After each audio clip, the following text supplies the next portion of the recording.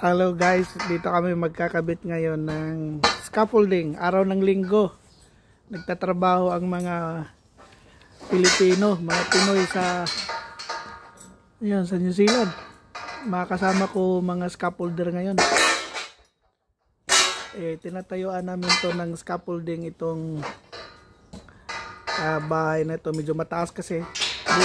Bukas umpisahan namin magpintura. So bago namin pipinturahan, unahin muna namin yung pagtatayo ng scaffolding kasi kailangan naming maabot yung taas na yan.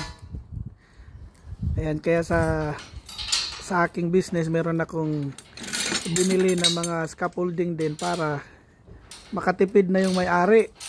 Malaking tulong din sa amin kasi hindi na ako magpaparenta ng scaffolding, ililibre ko na yung may-ari, kaya tuntua yung may-ari nito.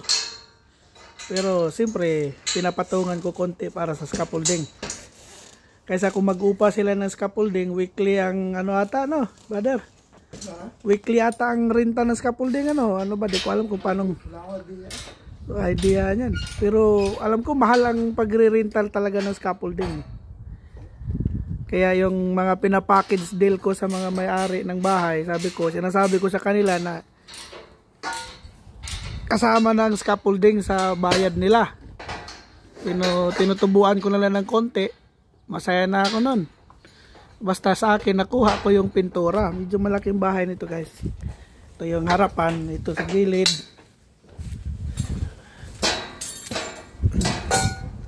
Ayan.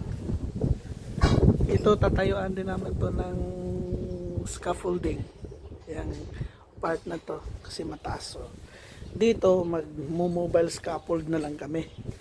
Hindi na scaffolding ang gagamitin namin kasi hindi naman ganong mataas. So ayan, o kaya magla-ladder na lang kami. Ayan.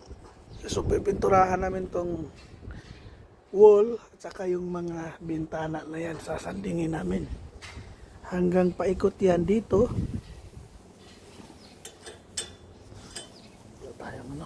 Hindi na ako, hanggang dito na lang. So ayan, medyo madugong sasandingan ito. So ayan guys, siguro mga nasa 3 linggo lang naman gagawin. Sa 4 katao ito, 3 linggo. Hindi na lalagpas dapat ng 3 linggo kasi malulugi na kung lalagpas ng 3 linggo. 4 katao. 4 katao ang ilalagay ko dito, gawa ng yung sa Hawera, wala pa kaming trabaho doon sa Hawera, kaya bagsak muna dito lahat ng tao.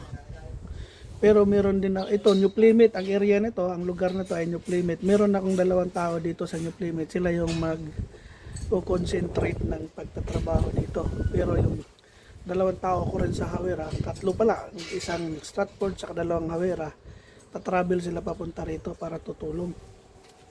So ito yung mga gamit natin guys. Ito yung nabili nating scaffolding.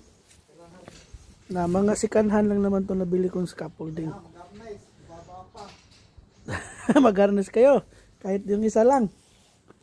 Ayun, may mababa sa bagay, no? So ito guys, malaking tulong itong mga scaffolding na nabili ko. Pinundar ko talaga to. Medyo malaki-laking pera din ang binili natin sa scaffolding. Pinundar ko to para magamit sa pangungontrata. Laking bagay kasi pag ang painting business, di mo talaga maiwasan na matataas ang parte ng bahay. So pag may scaffolding ka, kaya mo na ikaw mismo ang mangontrata na hindi mo na kailangan kumuha ng ibang company ng scaffolding. Ayan guys. So ayan, yun lang po tayo. Si Paring Joseph pala. Shout out kay Paring Joseph. Ayan. Sige, bye bye.